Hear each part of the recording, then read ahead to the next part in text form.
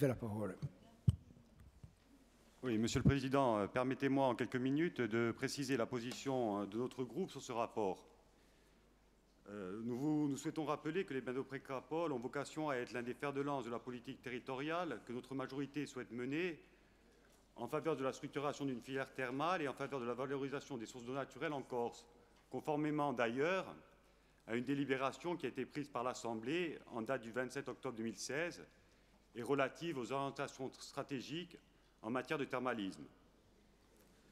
Donc nous réaffirmons, bien entendu, comme ça a été fait par nos prédécesseurs, que le site de Pétrapol a un rôle majeur à jouer pour le développement économique de la plaine orientale, en étant notamment générateur d'emplois qualifiés, puisqu'on voit qu'un certain nombre de postes, que ce soit de saisonniers ou de directeurs, même si pour l'instant il n'a pas été identifié de candidats en vocation à intégrer ce site, mais aussi générateur de retombées financières pour les entreprises de la micro-région, mais aussi pour renforcer l'attractivité touristique du territoire.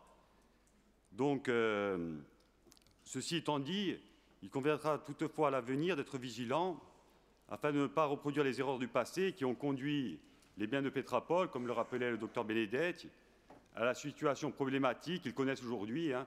On voit tous les problèmes qui ont été soulevés par le rapport de la Commission.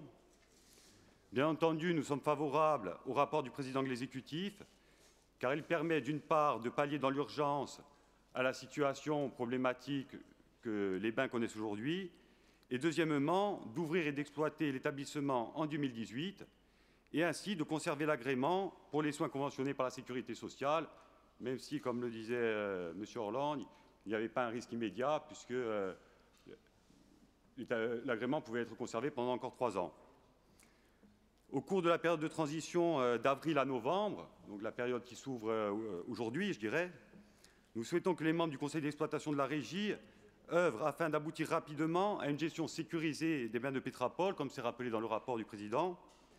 En effet, les problématiques sont nombreuses, aussi bien d'un point de vue économique qu'administratif et technique. Au niveau financier, il faudra obtenir dans les plus brefs délais une vision précise des bilans financiers, des dettes éventuelles de la structure ou encore des besoins en investissement. C'est ce que disait le docteur Benedetti qui avait appelé à un audit et qui avait interpellé le président de l'exécutif à ce sujet.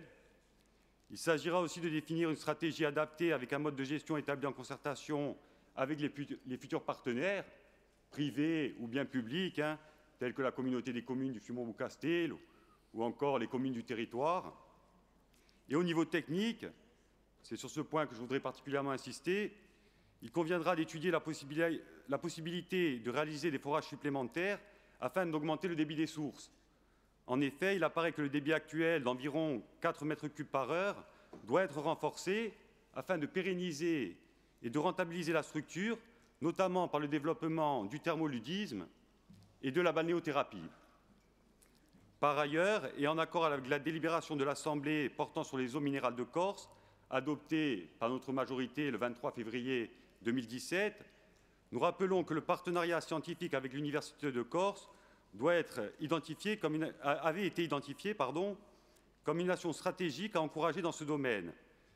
Je voudrais informer notre Assemblée qu'une thèse de doctorat est actuellement en cours concernant le site de Pétrapol, donc à l'Université de Corse, qui vise à étudier les réserves de l'aquifère et les possibilités de forage, mais aussi le caractère renouvelable des sources, ainsi que la qualité thérapeutique et sanitaire des eaux. Point fondamental que la qualité, notamment sanitaire, des eaux de Pétrapol.